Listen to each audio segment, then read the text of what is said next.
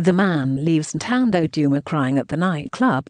An unknown man who happens to be a fan left the Queen actress weeping at the Groove after his heartwarming words. Ntando Duma has taken to her social media to recount what a fan did to her at Mocha Cafe in Soweto. The mother of one was praised for her parenting skills.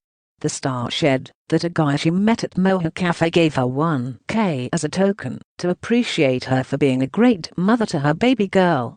Ntando said the fan mentioned he has been watching her effortlessly and it has helped him raise his own kids. The actress mentioned the guy said a lot and her heart felt warmth. Ntando Duma: a guy gave me 1K at Mocha Cafe today as a token of appreciation for being a great mother to my daughter, he said.